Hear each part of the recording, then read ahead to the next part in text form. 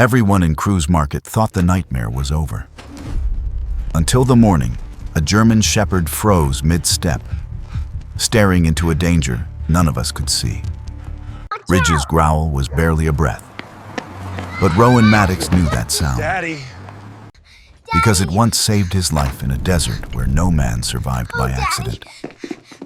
There you And are. at that exact moment, a small pair of hands, shaking, desperate, grabbed Rowan's sleeve like she was clinging to the last safe place left in the world. Her whisper shattered the quiet. It's him. He's back. And even Ridge pressed closer, sensing the terror she couldn't put into words. But every story chooses its hero. And this time fate pointed at a retired Marine who thought he was done fighting. And at a dog who never stopped. Because what walked back into their lives wasn't just a man. It was the unfinished darkness that had been watching them for months. Before we dive in, tell me where you're watching from. And remember to like and subscribe so you never miss a story where courage, faith, and destiny collide. The cold Tuesday evening settled over Little Italy like a heavy wool blanket, damp and full of the city's old ghosts. Inside Marina's table, the air felt warmer, thick with the scent of tomato basil simmering low on the stove and the soft clink of glasses meeting in quiet toasts. It was the kind of warmth Rowan Maddox had chased for years, but never fully believed he deserved. He sat alone in his usual corner near the fogged window. A cup of black coffee rested between his hands with knuckles roughened by sand, gun oil, and Marine discipline. At 38, Rowan carried the look of a man shaped by survival. Tall, broad-shouldered, sun-weathered skin, and dark brown hair cut high and tight, with a faint silver streak at the temples. His storm-gray blue eyes drifted slowly across the restaurant in the same careful manner he once scanned combat zones, measuring exits, reading movement, sensing changes in the rhythm of a crowd. Under the table, Ridge lay at ease, at least in appearance. The 4-year-old German shepherd carried himself like an old warrior housed inside a young frame. His sable black and gray coat bristled tonight, as though responding to a shift in the air. Across his chest, the broken arrow marking glowed pale under the overhead light, unmistakable and iconic to anyone who had served with him. Ridge was listening, truly listening. His ears twitched, rising and falling in the small bursts. A soft rumble echoed in his chest every few minutes before fading out again. And Ridge never growled without reason. Rowan noticed, and, as old soldiers do, pretended not to. He had lived in Chicago for 6 months now, slotted into a quiet one-bedroom apartment above a locksmith shop. It was the closest thing to normal life he had touched in years. Ridge adjusted better than he did. The dog understood the creaking staircase, the neighbor's violin, and the lake wind rattling the fire escape. But he also sensed Rowan's internal storms, the insomnia, the pacing, the mornings weighed down by memory. Tonight, Ridge's unease wasn't about Rowan. It was about something approaching. Marina herself approached the table, setting down a bowl of warm bread. She was a short, round Italian woman in her early 60s with gray-streaked hair and a personality strong enough to cut through any gloom. "Your dog's giving me the weather forecast again," she teased. Rowan exhaled sharply through his nose, the closest he ever came to laughing. "If he says a storm's coming, move the furniture." "Mamma mia," she muttered, waddling away. Better than the weatherman. Then it happened. The door slammed open, a violent crack of wood against plaster. Every conversation died instantly. Forks dropped. A man at the bar swore under his breath. And then the source of the commotion stepped in. A little girl, no more than 7, Dark hair clung to her face in dusty clumps. Her floral dress, once white and blue, was torn and stained, with streaks of red and brown. Her arms were bruised. Her breath came in sharp, panicked gasps. Her eyes, wide, frantic, shining, searched the room like she was drowning and looking for air. She stumbled forward, trembling. For a moment, no one moved. Not the suited businessman, not the tattooed laborers, not even the off-duty cop at the bar. Then her gaze locked onto one person, Rowan. She ran toward him, not cautiously, but with the wild certainty of a child choosing the only person who felt safe in the entire world. Her small hands clamped onto his jacket sleeve with surprising strength. Her voice broke. "They're hurting my mom. She's dying. Please, please help." The restaurant froze again. Ridge was already moving. The shepherd rose, planting himself in front of Bella, not aggressive, but protective. His golden brown eyes softened as he sniffed her clothing, taking in the metallic scent of blood and the sharp tang of fear.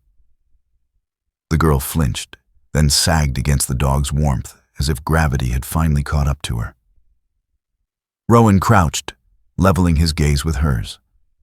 Up close, he saw the scrape on her knee, the bruises on her forearms, the dust coating her hair. He had held children like her before, back in dusty villages far from Chicago, in the ruins of bombed homes. But never here, never in a quiet restaurant under warm lights. "What's your name?" he asked softly. "Bella," she choked. "Bella Cruz." Ridge nudged her shoulder with his nose, gentle, deliberate, grounding her. She reached for him instinctively, fingers curling into his fur.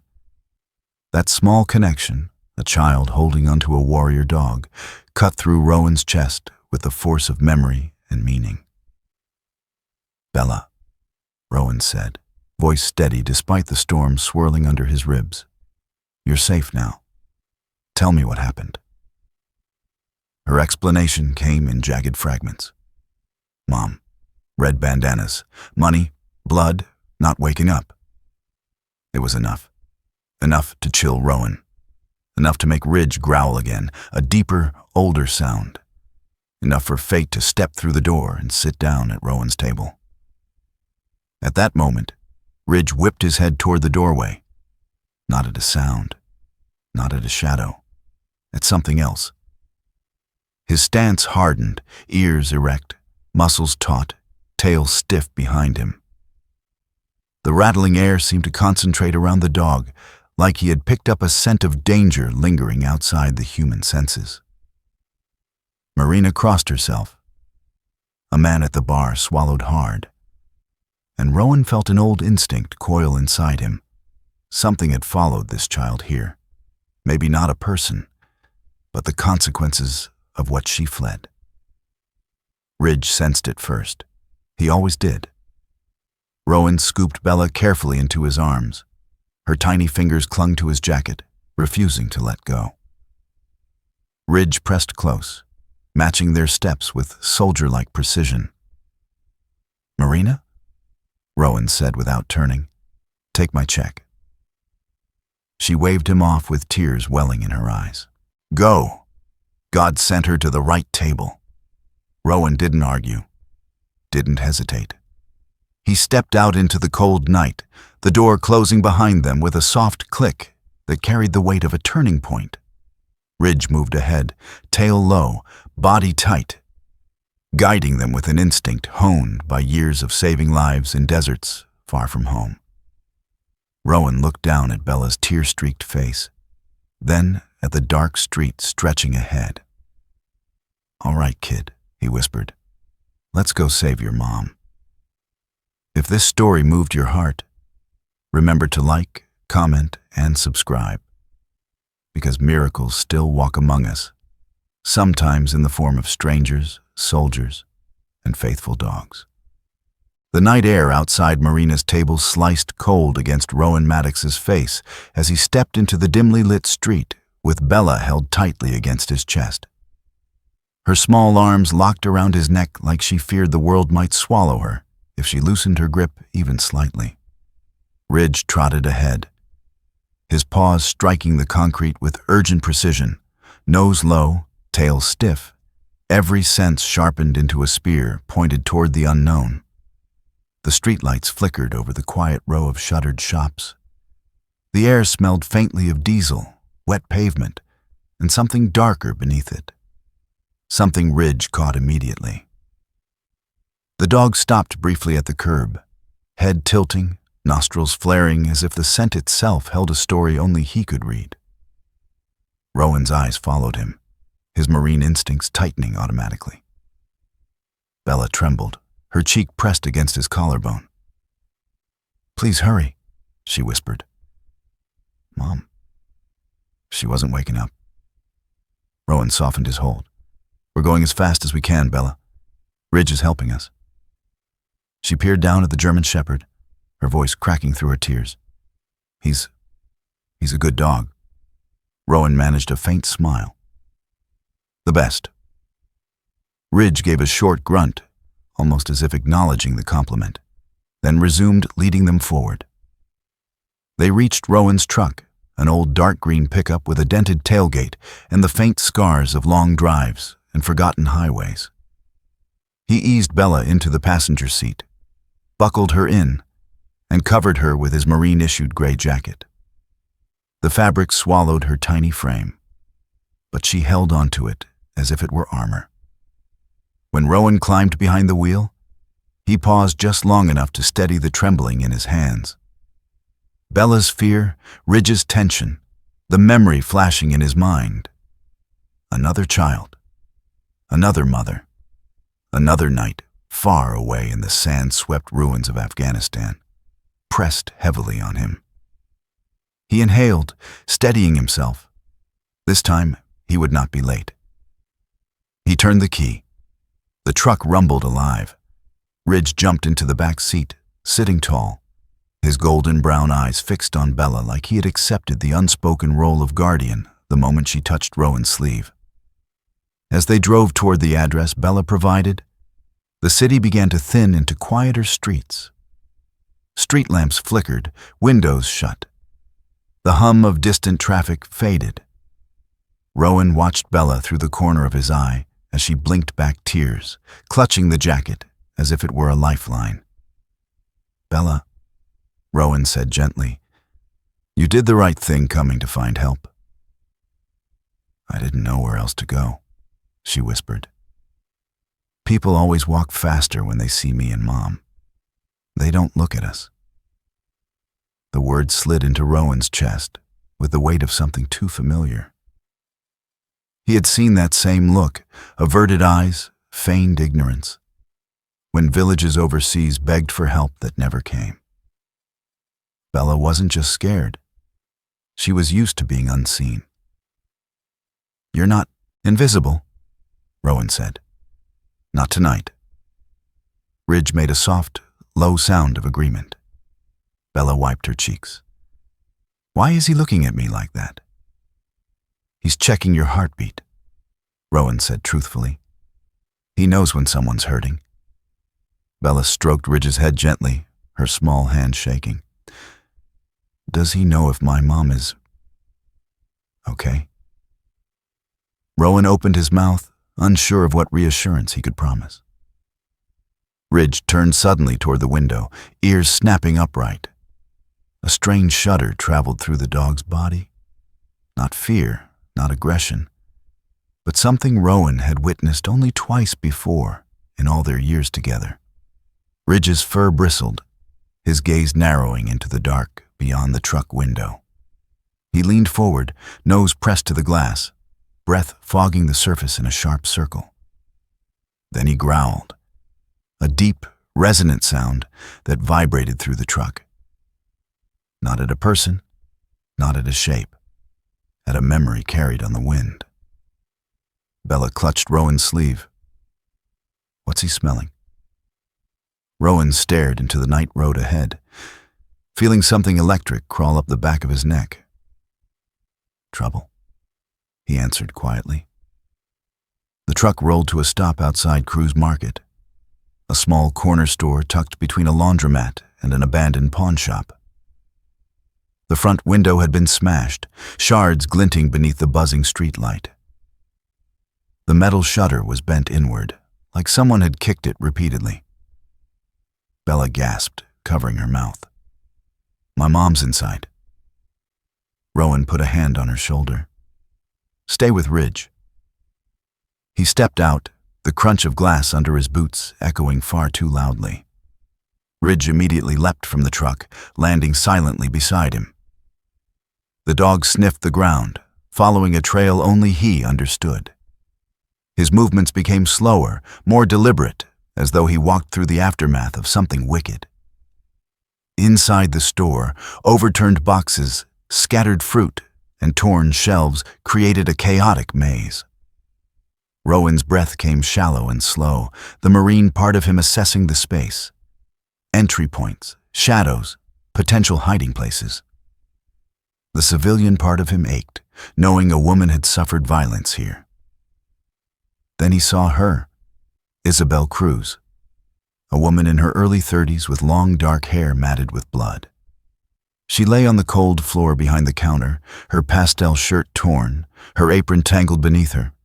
Her skin, usually warm-toned, now looked ghostly pale. Her breaths were shallow, ragged, dangerously uneven. Rowan knelt beside her, gently pressing 2 fingers to her neck. A pulse, weak. But there. Bella's voice trembled behind him. "Mom." Rowan turned quickly. "Stay back, honey. She needs help, but she's still here." Ridge lay beside Isabel, lowering his head until his nose touched her wrist. He exhaled slowly, almost mournfully, sensing the fragility of her life. His eyes softened in a way only animals can express, a grief that expects nothing in return. Rowan pulled out his phone, calling, the only person he trusted for a situation this dire. Dr. Liamung answered on the second ring, his voice tired but alert. "Rowan, tell me you're not in trouble." "I need you," Rowan said. "Head trauma. Internal bleeding likely. I need a trauma team, and I need them now." Liam swore under his breath, the rustle of movement audible. "Send me the address. I'll redirect the on-shift ambulance. Don't let her go cold." Ridge nudged Isabel's hand gently, and warming it with his breath. Bella knelt beside the dog, tears sliding down her face. "Mom, please." Rowan rested a hand on Bella's shoulder. "Help is coming. Stay with Ridge. He won't let anything happen." Minutes later, the ambulance arrived. Paramedics, a stern woman named Cheryl with gray blonde hair tied in a tight bun, and a younger man named Tyler with freckles and anxious eyes, rushed inside. Cheryl assessed Isabel with swift, ruthless efficiency. "She's critical," Cheryl said, "but you got to her in time." Bella's sob broke the room. Rowan steadied her while Ridge pressed against her leg, the dog's weight anchoring her tiny frame against panic. As they loaded Isabel onto the stretcher, Cheryl shot Rowan a look, evaluating him, measuring him. "You military?" "Marine," Rowan answered. She nodded once. "Thought so. You move like someone who's seen hell." Rowan didn't respond. Bella reached for her mother as the paramedics wheeled her toward the ambulance, her voice cracking. "Mom, I'm here, I'm here." Rowan lifted her into his arms so she could kiss her mother's hand before the doors closed. Then silence. Only Ridge stood still, staring at the ambulance lights disappearing down the street. Rowan exhaled, exhausted but steady. "We're going to the hospital," he said softly. "We're not leaving her alone." Bella nodded weakly, gripping Ridge's fur like a lifeline. Rowan looked down at Ridge. "Lead us," he murmured. The dog stepped forward, guiding them into the night. If this chapter touched your heart, please like, comment, and subscribe. because even in the darkest streets, God still sends miracles in the form of courage, compassion, and loyal guardians. The ambulance's red lights had barely faded from view when Rowan Maddox stepped out of the shattered convenience store and into the cold Chicago night. Bella clung to his leg until Ridge pressed his warm body to her side, guiding her gently toward the passenger seat of Rowan's pickup. She followed without protest. Ridge had earned her trust in a single minute more deeply than most adults earned it in years. Rowan shut the truck door behind her and leaned against the metal frame for a breath. His lungs felt tight, not from exhaustion, but from the flood of memories he tried to bury under the daily routine of quiet living. Once again, he had found a woman on the ground, bleeding, unconscious, a child standing beside her with wide, terrified eyes. Once again, he had arrived barely in time. The universe had a cruel way of mirroring pain. Ridge leapt into the truck bed and then immediately hopped out again, landing silently on the sidewalk. The dog's ears twitched. His head lowered slowly to the concrete. His nose skimmed over a thin smear of blood, almost invisible to the human eye. Rowan followed his gaze. "Got something, buddy?" Ridge pressed one paw forward, sniffing intensely. Then he stepped toward the alley beside the store. Rowan didn't like that alley. It was narrow, dark, and littered with broken crates and garbage bags, the kind of place where bad decisions and worse men hid. "Stay here," Rowan told Bella through the cracked window. "Keep the doors locked." The girl nodded, her small hands gripping the marine jacket around her shoulders. Ridge looked back at her once before stepping into the alley, as if checking she was still safe. Rowan followed. The alley carried the stale, sour smell of spilled beer and old trash, but beneath it was something new. A trail of iron-rich blood led deeper into the shadows. Ridge pressed his muzzle to it, muscles rigid. Footprints, 2 sets, heavy, were smeared into the dirt, uneven, frantic. The shoe patterns suggested panic, movement right after violence. "Red bandanas," Rowan muttered. He crouched, spotting another detail: cigarette ash and a crushed match lying near a crate. The brand was cheap, used mostly by street-level enforcers. Ridge's growl stayed low, almost inaudible, but its vibration rolled through the alley like a warning felt in the bones. The dog wasn't just tracking danger. He was sensing it, the way only a canine with years of battlefield instinct could. Rowan straightened slowly, scanning the area. Nothing moved, yet something felt unfinished. But Isabel was already on her way to the hospital, and Bella was alone in the truck. He couldn't let her wait in fear any longer. Rowan rested a firm hand on Ridge's back. "We'll follow this later," he whispered. "Not with Bella here." They returned to the truck. Ridge jumped onto the back seat beside the child. Bella immediately curled her fingers in his fur. "Are they coming back?" she asked, voice trembling. "Not tonight," Rowan said. And it wasn't a guess. It was a promise. The drive to the hospital was quiet, except for Bella's soft breathing and the occasional sigh from Ridge. When they pulled up to the emergency entrance, bright lights reflected off the snow-speckled pavement. Paramedics hurried in and out. Rowan lifted Bella into his arms again. She felt weightless, like a trembling bird. But her heartbeat raced against his chest. Inside, the bright white halls felt overwhelming. Bella's eyes darted everywhere. A receptionist looked up, a middle-aged woman with tired eyes and short brown hair. Her name tag read, Catherine L. Her face held the kind of gentle weariness that came from witnessing too many tragedies. She straightened when she saw Bella and Ridge. "Can I help you?" she asked, her tone concerned but steady. Rowan explained quickly. Catherine's expression softened. A trauma case just came in. You must be with her.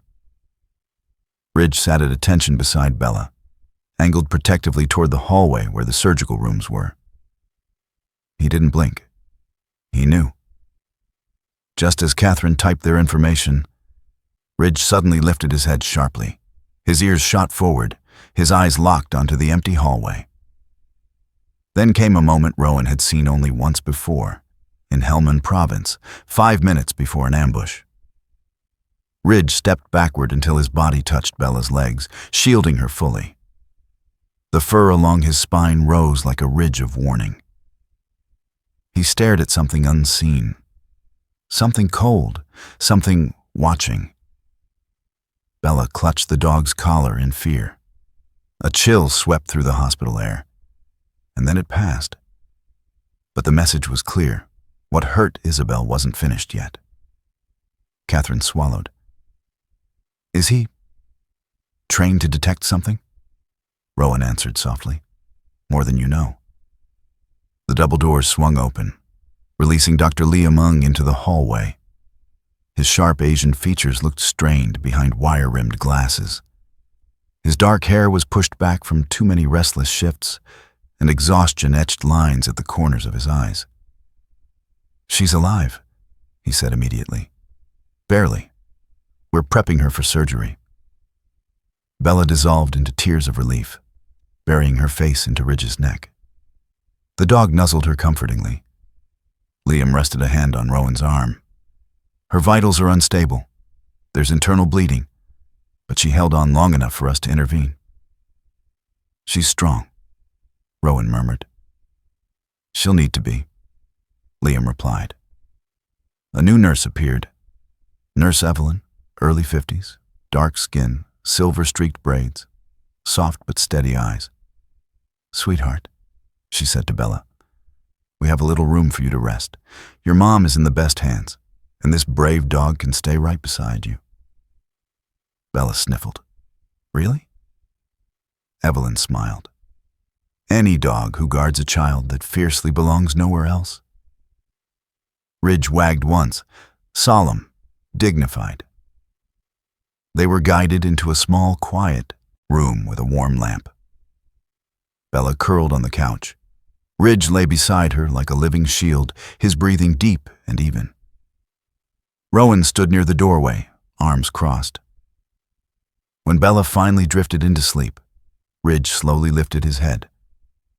Their eyes met, one man, one dog, and something silent passed between them. This wasn't over. This had never been random. Rowan clenched his jaw. We'll find them, he whispered. Ridge blinked slowly, as if confirming the oath. A soft knock came at the door. Liam stepped in again. She's in surgery. It'll take hours. Rowan nodded as Bella murmured in her sleep, still clutching Ridge's fur. Then we wait, Rowan said quietly. And under the humming lights, Rowan made a vow. This child and her mother would never face the darkness alone again. If this chapter moved your spirit, please like, comment, and subscribe. Because even in the darkest nights, God still sends protectors in unexpected forms. The corner store was silent after the ambulance left. Silent in that heavy way where even the dust seemed to hold its breath. The broken glass glittered like a shattered constellation across the tile floor. Blood left dark strokes on the concrete, already beginning to dry in jagged shapes. And beneath it all was the faint throb of a violence that had not finished its story. Rowan stood in the doorway, letting the cold air wash over him. His breath curled into the night in slow clouds. Ridge stood beside him, head low, nose almost brushing the floor as he traced an invisible thread of scent only he could understand. His tail was stiff, his muscles locked into a tight, alert stillness. Whatever trail the dog was following, it carried purpose. Rowan had learned years ago, in a desert half a world away, to trust Ridge's instincts long before trusting his own. Bella had gone with the ambulance, riding in the back beside her unconscious mother. A nurse promised to stay with her. That eased Rowan's mind, but not enough to soften the sharp edge inside him.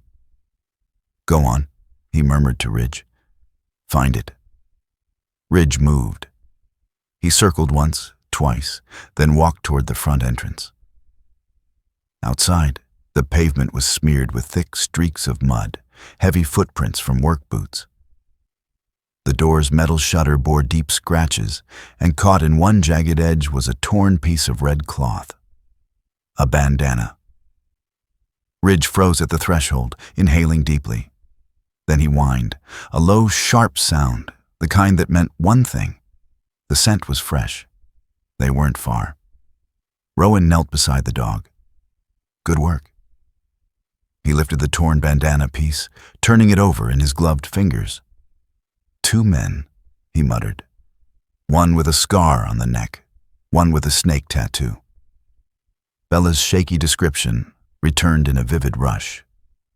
Rowan slipped the cloth carefully into a plastic evidence sleeve from his truck. He took photos of the doorway, the prints, the scatter pattern of glass. For the first time in a long while, something clicked inside him. Not the lost Marine wandering between jobs and sleepless nights, but the trained soldier, the tracker, the one who followed trails and patterns until the truth had nowhere left to hide. He exhaled slowly. "We're not done tonight, Ridge." Ridge answered with a soft grunt, already padding toward the truck. Rowan drove slowly through the dim streets, following his instincts the way Ridge followed scent. Streetlights buzzed overhead. The city felt different tonight, like something underneath its skin was shifting. Ridge stood tall in the bed of the truck, head turned toward the wind. Every few blocks he gave a short bark, sharp and precise, whenever the familiar scent floated by. Rowan adjusted course each time. The neighborhoods grew rougher. Brick walls tagged with gang symbols, dim alleys, bars that stayed open later than they should. Rowan's jaw tightened. "This territory," he muttered. "Local gang. Red bandanas. Probably small time, but unpredictable." Ridge barked once, louder this time. "Yeah," Rowan said. "I smell trouble too." They turned down a narrow street and emerged into a cracked asphalt lot behind a rundown bar. The neon sign blazed half-dead letters. "The Rusty Anchor." Loud laughter erupted from inside, mixed with cheap music and the crash of bottles. Ridge suddenly snarled. Deep, violent, uncontrollable. The bite in his growl reverberated off the metal siding of the bar. His fur rose like a storm. Rowan followed his gaze. 2 old cars sat crookedly in the back lot, doors unlocked, windows cracked, and on the driver's seat of one of them, a red bandana tossed carelessly next to an empty beer bottle. On the other car's floorboard lay a cigarette pack of the exact brand Rowan found earlier. Everything here smelled like the same violence that had nearly taken Isabel's life. Rowan scanned the vehicles. They were here recently, maybe still inside. Inside the bar, men roared with laughter, the careless, ugly kind. Someone yelled over the music. Glass shattered. Rowan clenched his fists. He could storm in, take them down. He had the training. He had the motive. But emotion wasn't strategy. And strategy was the only thing that ever kept people alive. Ridge nudged his hand, sensing the battle raging behind Rowan's calm eyes. "Yeah, boy, I know." Rowan unlocked his phone. There was one person he trusted for this kind of situation. Detective Maria Harlow. She answered on the second ring. Her voice was low, controlled, threaded with the authority of someone who had fought her way up through a world that tested her more than once. "Harlow." "It's Rowan." A beat of silence, then a sigh of recognition. Please tell me you didn't find trouble." "I didn't," Rowan said. "Trouble found a child tonight. I'm standing behind the rusty anchor. I need you." Another silence, heavier this time. Rowan could almost picture her expression. Sharp blue eyes narrowing behind squared glasses, her auburn hair tied back tightly, jaw tense. Maria Harlow, in her mid-30s, was lean and intense, the kind of detective whose stubbornness bordered on spiritual discipline. People joked she could smell lies the way Ridge could smell fear.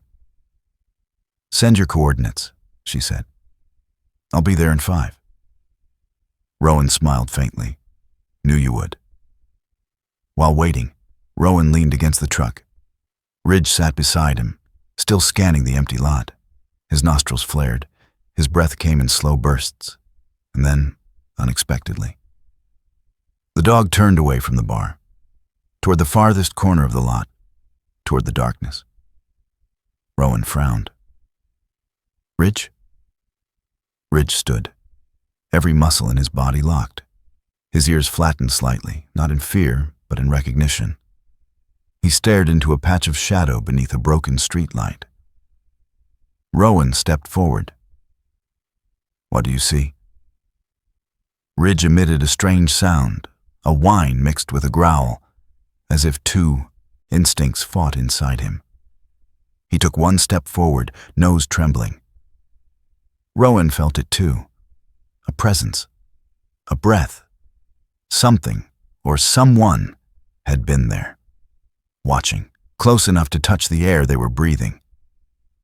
A slow gust of wind brushed across the lot, carrying with it a faint scent, cologne, sweat, and something metallic beneath. Ridge's eyes widened. He turned sharply and pressed his forehead to Rowan's leg, something he had only ever done once before. Moments before a sniper's bullet missed Rowan by an inch in Kandahar. Rowan's blood ran cold. "Someone's still close," he whispered. Ridge looked up at him, eyes dark with warning. At that exact moment, a car engine revved somewhere beyond the lot, tires screeching, fleeing before Rowan could get a visual. They weren't just tracking the attackers anymore. The attackers were tracking them back. Maria Harlow arrived minutes later, stepping out of an unmarked police car. She wore a Navy detective coat, badge clipped at her belt, and had the walk of someone who slept with one eye open. She took one look at Ridge's posture and Rowan's expression and said, "This isn't just a gang shakedown, is it?" Rowan shook his head. "Something bigger is moving, and someone out there knows we're following." Maria's jaw tightened. "Show me everything." Rowan pointed to the cars, the bandana, the bar. Ridge sniffed the vehicles again, confirming the scent trail. Maria crouched, running her fingers over the dusty car door. "They didn't cover their tracks. Amateurs. Dangerous amateurs," Rowan corrected. Maria stood. "Then let's start applying pressure." Rowan nodded. Ridge growled softly. "Ready." The hunt had officially begun. If this chapter gave you chills, please like, comment, and subscribe. Because even in the darkest alleys, God still places warriors, protectors, and loyal companions to guide the lost back to the light. Detective Maria Harlow arrived like a storm condensed into human form. The navy blue detective coat whipping behind her, boots hitting asphalt with a rhythm that announced she wasn't here for negotiations. Her sharp blue eyes narrowed the second she caught sight of Rowan Maddox standing beside Ridge near the back entrance of the rusty anchor. Maria wasn't tall, but she carried herself like someone who'd survived the hard way. Her auburn hair was pulled into a tight ponytail, jaw sharp enough to cut glass. Most people saw her and stepped out of the way without knowing why. Rowan knew exactly why. He'd saved her once in a warehouse explosion 3 years earlier. And in that instant, she learned Rowan Maddox wasn't just another Marine veteran trying to outrun his ghosts. He was the kind of man who ran toward trouble when everyone else ran away. Tell me everything, she said. Rowan didn't waste time. He pointed to the cars, to the discarded red bandanas, to Ridge still pacing restlessly, nose twitching. Two guys. They hit a woman in her store, beat her unconscious in front of her child. Ridge tracked them here. Maria blew out a breath. All this for extortion money? Not just extortion, Rowan said. Cruelty, the kind that doesn't stop by itself. Maria stared at him a moment. Just stay behind me, she said finally. And don't do anything stupid. Inside the bar, chaos reigned. Cheap neon lights glowed above sticky floors. The room smelled of beer, stale cigarettes, and sweat. Men laughed loudly, playing cards, slamming bottles on tables. The atmosphere shifted the second Maria walked in. Her badge was held high, her face carved with stone authority. Conversation died. One by one, eyes turned to her, and then to Rowan, and then to Ridge. The dog stepped into the room like a ghost, silent, gliding, muscles coiled with purpose. His golden brown eyes scanned every man, every table, every smell that drifted from the room's corners. Rules shifted. The balance of power realigned.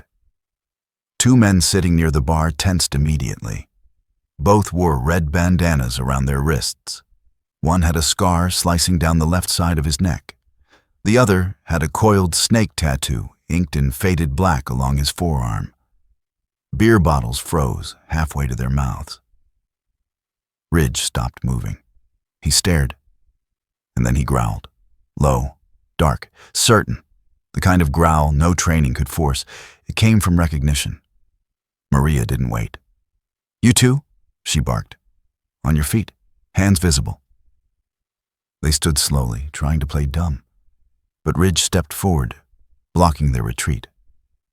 His body angled into a stance Rowan had seen many times on deployment, half warning, half promise. Control your mutt, Scarneck hissed. Rowan's voice was soft but lethal. He's more civilized than you'll ever be. Maria cuffed both men. She read their rights with the exhausted patience of someone who'd done it far too many times. The other patrons went back to pretending they didn't see anything. That was the way of neighborhoods like this. Outside, as Maria led the men toward her car, Ridge barked once and nudged Rowan's knee sharply. Rowan leaned down. What is it, boy? Ridge looked toward the dark end of the street, ears pointed, body stiff. Another presence, another watcher, another thread in this web of violence. Rowan felt the tension ripple along Ridge's spine. Maria noticed. What's he doing? Warning us, Rowan said quietly. This isn't the end. She looked at the men she'd arrested. They glared back with the bravado of cornered animals. Maria locked them in the back of her cruiser and turned to Rowan with a frown. You're involving yourself too much, she said. You're not a Marine anymore. I don't want to arrest you tonight. Rowan gave a humorless smile. If no one stops their boss, there'll be another Isabel, maybe another Bella. Maria exhaled slowly. She had no argument to counter that. You know who's behind them, don't you? She asked. Rowan nodded. Dante Rizzo. Maria grimaced. Loan shark, enforcer, full-time parasite. Half the violence in this district crawls out of his wallet. Then that's where this trail leads, Rowan said. You cannot confront him, Maria warned sharply. He owns half the police in this district, and the other half is terrified of him. Rowan looked at Ridge, who stared back with unblinking certainty. I'm not alone, Rowan said. Maria shut her eyes for a moment. You're impossible. Only when necessary. Rowan didn't waste time. He used a network of old Marine friends. 3 men who owed him favors he had never asked to cash in. They were rough around the edges, but each bore the weather-beaten look of men who had seen war and lived through its aftershocks. There was Grant Hammer Lawson, a broad-shouldered black veteran with a bald head and a trimmed salt and pepper beard. His hands were thick and scarred, and he spoke in a deep rumble that betrayed both wisdom and weariness. Beside him was Miguel Cortez, lean and sharp-eyed, with a trimmed mustache and tattoos snaking across his arms. He had a quiet steadiness that came from years defusing bombs, the kind of man who moved slow until he needed to move fast. And finally, Evan Pike, freckles, ginger beard, pale eyes, and a grin too easy for someone who had seen too much. He used jokes to keep nightmares at bay, but when he stood beside Rowan, he was a fortress. Ridge greeted all three men with sniffing approval. The abandoned garage Rowan chose as a meeting place was perfect. Wide, isolated, with rust dripping from metal beams and broken tools scattered on concrete. Dust hung in shafts of dim light. Dante Rizzo arrived late. Predictable, arrogant, comfortable in his own shadow. He stepped out of a black sedan wearing a fitted black suit, a dark red dress shirt, and enough jewelry to blind someone in low light. His hair was peppered with gray, slicked back meticulously. His eyes were sharp, cold, calculating. Two thugs flanked him, large, blocky men with shaved heads and cheap tattoos. Their faces bore the bored cruelty of men who hurt others for a paycheck. Dante grinned at Rowan, unimpressed. "You've got some nerve asking for a meeting." Rowan stepped forward. Ridge stayed at his heel like a shadow made of fur and discipline. "I'm not here to negotiate," Rowan said. Dante chuckled. "Then what are you here for? A lecture?" Rowan pulled out the photos, the torn bandana, the evidence bags, the recordings of Scar Neck and Snake Tattoo complaining about the boss. Dante's smirk faltered. Rowan's voice remained steady. "A woman is in surgery. A little girl watched her mother get beaten because of your orders." Dante's jaw tightened, but pride kept him from flinching. "So," he said. Rowan's eyes darkened. "So you're going to undo it?" Dante scoffed. "Why would I do that?" Rowan nodded once. Hammer stepped forward. Miguel crossed his arms. Evan cracked his knuckles. Ridge growled, a low rumble that made the thugs step back. Rowan spoke evenly. "You will wipe every debt in that neighborhood. You will pay Isabel Cruz's hospital bills. You will return everything you stole, and your men will never set foot near her store again." Dante's face twisted. "And if I don't?" Rowan pulled out a final card, a USB drive. "Maria Harlow's entire task force is ready to open your books," Rowan said. "Fraud, trafficking, extortion. Your empire is a rotten foundation waiting to collapse." Dante stared, calculating rage behind his eyes. Rowan leaned forward, voice low and deadly. "You hurt a mother in front of her child. That's the last line you cross." Ridge moved beside Rowan, sitting tall, eyes locked on Dante like a living verdict. The garage went silent. Dante swallowed. "Fine," he muttered. "I'll fix it." Rowan stared. "All of it." Dante nodded stiffly. "All of it." The deal was struck, not with trust, but with fear of consequences, fear of justice, fear of a Marine who didn't bluff, fear of the dog whose stare pierced straight through him. If this chapter strengthened your faith in justice, please like, comment, and subscribe. Because God often sends warriors and loyal guardians to deliver light where darkness thinks it wins. The hospital at midnight felt like a world suspended between fear and faith. Fluorescent hallway lights buzzed softly, casting long, tired shadows on the white-tiled floor. Nurses moved like muted phantoms, swift, purposeful, carrying the weight of everyone else's emergencies. Behind the double doors of the operating room, Isabel Cruz lay unconscious under the blinding surgical lights. Her face was mottled with bruises, her dark hair matted with dried blood, and her breathing shallow beneath the ventilator. The surgical team surrounded her like a circle of warriors, each move precise and urgent. Leading them was Dr. Liam Ung, his brows knitted in deep concentration. Sweat glistened at his temples beneath the blue surgical cap. Liam was compact, lean, with a wiry strength that came from years of ER work and a past life as a combat medic in the Marines.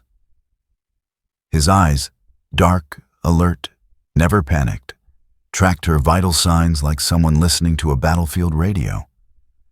Every beep of the heart monitor was a drumbeat counting down the margin between life and death.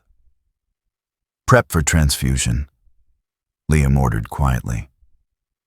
His tone was steady, but his jaw was tight.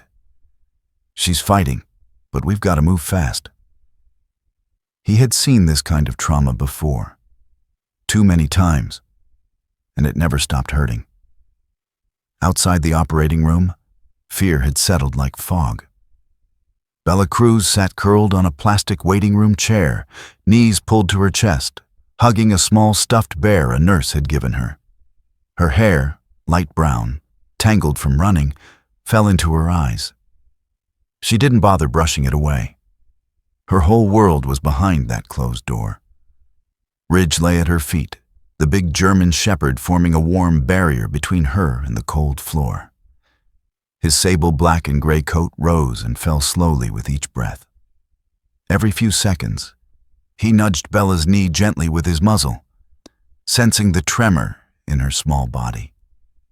When Bella's breath caught in a sob, Ridge pressed closer, laying his heavy head on her lap.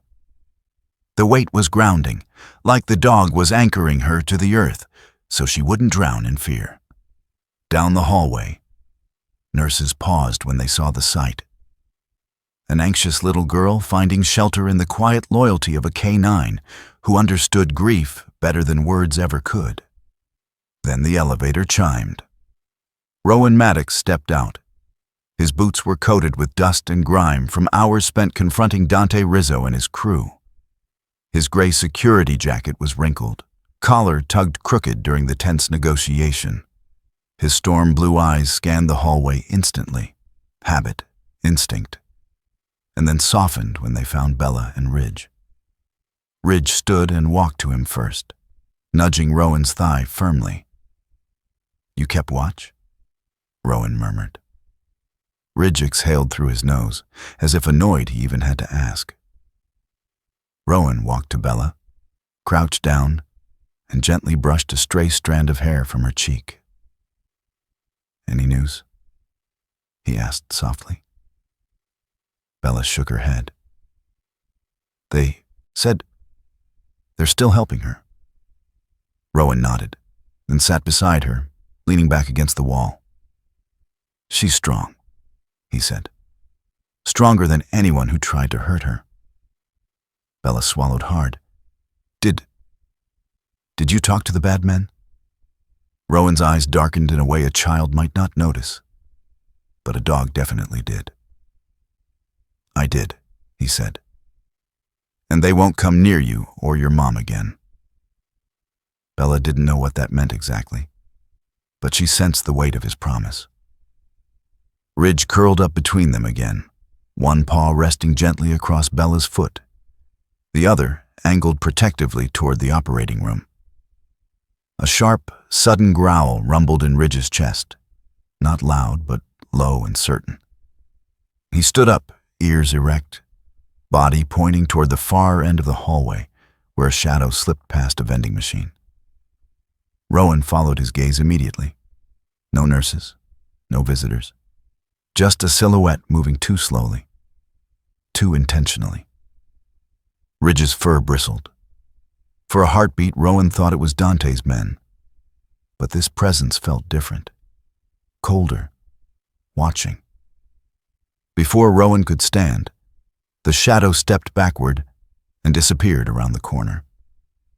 Ridge growled again, then glanced at Rowan with a look Rowan knew well.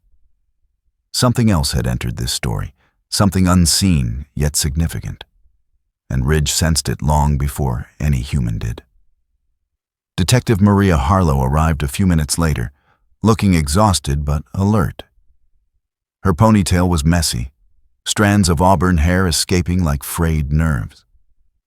She carried 2 coffees. One she handed to Rowan, the other she chugged despite it being too hot. "I should arrest you," she said flatly. "That's a terrible greeting," Rowan replied. Maria sighed. "You met with Dante without backup, without informing command, without permission." "And yet," Rowan said, "it worked." Maria followed his gaze to Bella, now leaning against Ridge again, staring blankly at the OR doors. "Yeah," Maria admitted softly. "I guess it did." She handed Rowan a folder, preliminary charges, the formal steps they'd taken the morning. But the truth was clear in her voice. She was glad he'd stepped in when the system hadn't. Moments later, the OR doors swung open. Dr. Liam Ung walked out with slow steps, peeling off his gloves. His scrubs were splattered with blood, his posture heavy with hours of tension. Under the harsh hallway lights, he looked older than he had just an hour ago. Bella sprang up. Is Mama okay?" Liam crouched in front of her, his eyes softening. "She's alive," he said, voice gentle but steady. "She's very hurt and she'll need time to heal. But she's strong. You should be proud of her." Bella burst into tears, not the terrified kind, but the relieved kind that made her shoulders shake. Liam rested a hand on her back. "She's asleep now. She won't wake up tonight, but tomorrow, yes, she'll know you're here." Rowan inhaled, deeply, letting the weight of the night ease off his chest. Ridge leaned against him, sensing the shift. Then Bella asked, almost whispering, "Will she remember me?" Rowan answered before Liam could. "She'll remember everything," he said softly.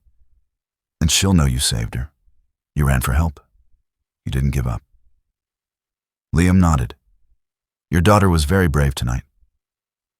Bella clung to her bear, then to Rowan's sleeve, the only familiar anchor in this chaos. Hours later, the hospital quieted further. Visitors trickled out, lights dimmed, machines continued their gentle beeping. Rowan sat on a hard plastic chair, legs stretched, hands folded over the file Dante had signed, the agreement forcing him to cover every cost. Ridge lay across Rowan's boots like a fuzzy, oversized heating pad. Maria had left after filing initial paperwork. Liam had returned to the ICU.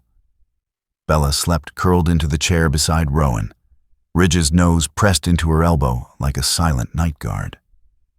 Rowan stared at the document in his lap. The signatures, the numbers, the promises. He'd once planned battlefields. Now he was calculating grocery store repairs and medical bills. "Guess we're getting old," Rowan muttered. Ridge gave a dramatic sigh, one that echoed through the quiet hall and earned a stifled laugh from a passing nurse. Rowan scratched behind Ridge's ear. "No more blowing things up. Now we rebuild them." Ridge nudged his hand approvingly. For the first time in a long time, Rowan felt something unfamiliar but welcome. Hope. Messy, fragile, but real. And he silently promised God, as he had done silently many nights overseas, that if he trusted Rowan with one more mission, one more life to guard, Rowan would not fail. If this story touched your faith tonight, please like, comment, and subscribe. Because sometimes God sends his guardians in the form of a soldier and a dog. 6 months later, spring sunlight leaked through the wide front windows of Cruz Market, warming the polished shelves and newly painted walls. The storefront sign, white letters against a deep blue background, still read Cruz Market. Because Isabel insisted nothing, not even violence, had the right to erase their family name.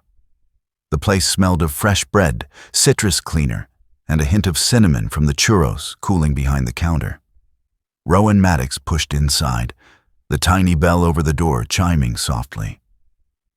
He wore the same gray security jacket, now patched at the elbow after Ridge had snagged it during a long training run. His boots were scuffed, his hair clipped short, streaks of silver at the temples more visible in the morning light. Ridge trotted in behind him, tail sweeping low with practiced calm, the kind of posture that said, "I'm off duty, but I'm watching everything." The store looked nothing like the shattered crime scene it had been half a year earlier. The cracked floor tiles were replaced. The smashed fruit racks now gleamed with bright apples and oranges. The bullet hole in the back wall, patched, sanded, repainted, was impossible to spot unless you knew exactly where to look. And Rowan knew exactly where to look. His eyes paused there, just briefly.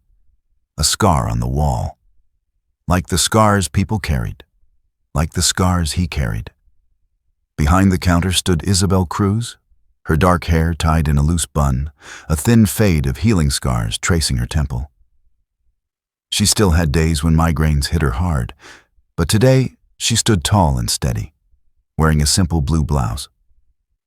She looked stronger, reborn almost. She spotted Rowan and lifted a hand. "Morning, soldier." "I keep telling you, I'm retired," Rowan said. Isabel arched an eyebrow. "And I keep telling you, you don't know how to retire." Ridge barked once, as if agreeing. From the back room came the thunder of small footsteps. Then, like a launched rocket, Bella Cruz, now sturdy with regained weight and confidence, sprinted across the store. Her brown hair was tied with a pink ribbon, and her cheeks glowed with the kind of joy only childhood could offer. "Ridge!" she squealed. The German shepherd braced himself right before impact as Bella threw her arms around his thick neck. Ridge closed his eyes, tolerating the bear hug with an exaggerated sigh.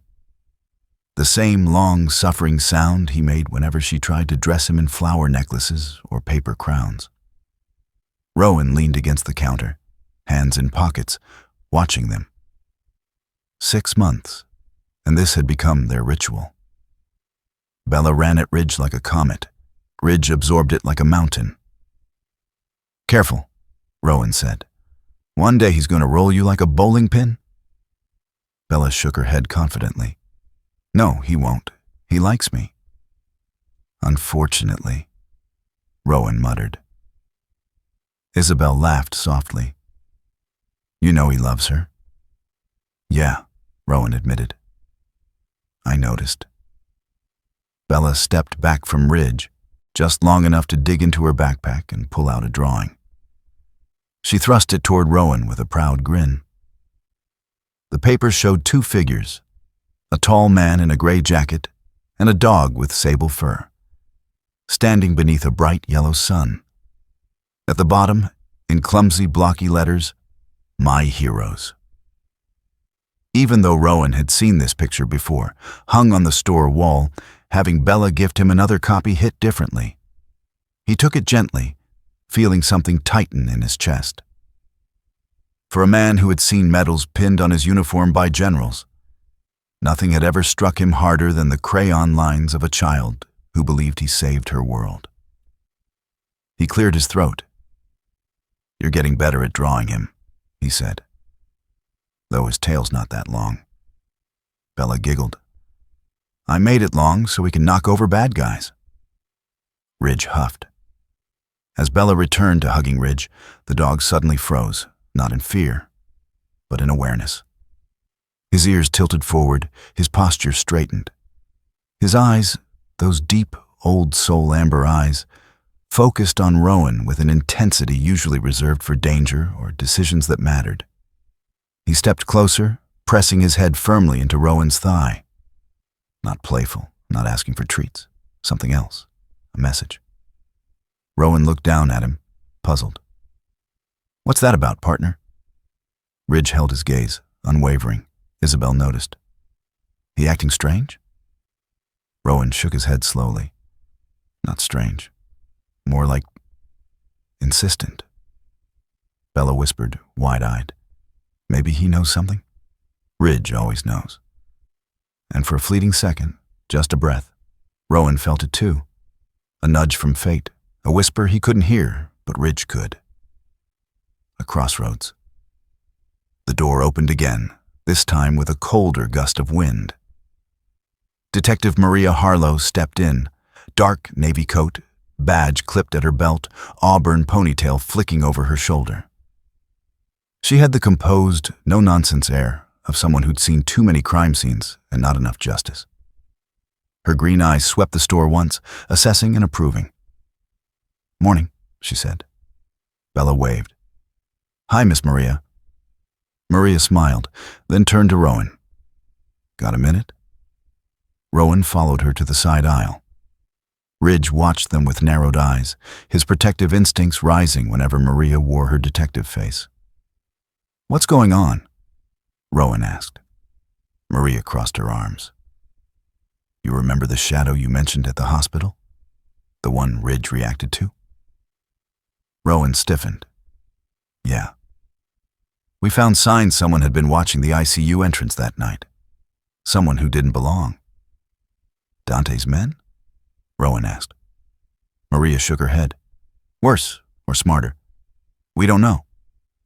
Rowan's jaw tightened. Ridge growled softly, the instinctive kind. Maria lowered her voice. "Rowan, you might want to keep an eye out. Someone out there took interest in you. Or in them." Rowan glanced toward Bella and Isabel. Maria followed his eyes. "You know you don't have to stay. You could walk away. You've already done more than anyone expected." Ridge padded forward then, standing squarely between Rowan and Maria, staring up at Rowan like he was delivering a verdict. Bella's voice drifted from behind the candy rack. "Are you leaving, Rowan?" He turned. Bella stood holding Ridge's ear like it was a handle, her eyes huge, fear returning as quickly as 6 months earlier. "No," Rowan said immediately. "And Ridge?" she asked. Rowan smiled. "He goes where I go." Bella exhaled with relief. Maria smirked. Decision made, I guess. Isabel came around the counter, rubbing her shoulder where old pain sometimes flared. "Rowan, you don't owe us anything." Rowan looked at the three of them, mother, daughter, and the dog who had become the compass of his life. He remembered nights overseas when he'd prayed for purpose to replace the guilt he carried. He remembered the hospital shadow, the drawings, the laughter in this rebuilt store. "Maybe," he said softly, "it's not about owing. Maybe it's about calling." Isabel's eyes softened. Bella hugged Ridge's neck again. Ridge leaned his full weight into Rowan's leg, an anchor, and Rowan understood. He wasn't staying out of duty. He was staying because God, or fate, or the quiet wisdom of a dog had placed him here, right where he was meant to be. He reached down, scratching Ridge's chin. "Looks like we've got work to do, partner." Ridge licked his hand once, solemn like a vow. And the soldier who thought he'd left war behind realized he'd simply found a new battlefield worth fighting for. A little family that chose him as their guardian. If this chapter touched your heart, please like, comment, and subscribe. Because sometimes God uses ordinary people and loyal dogs to create extraordinary miracles. In moments like these, we are reminded that miracles don't always arrive with thunder or fire. Sometimes they come quietly, through the steady hands of a doctor, the courage of a child, or the loyalty of a dog who refuses to leave our side. And just as God moved through this story, He moves through the small details of our everyday lives, guiding us in ways we may not see but always feel. If this story touched your heart, take a moment to share it, leave a comment, and subscribe to the channel. May God bless you and protect your family, and may His light guide you through every battle you face.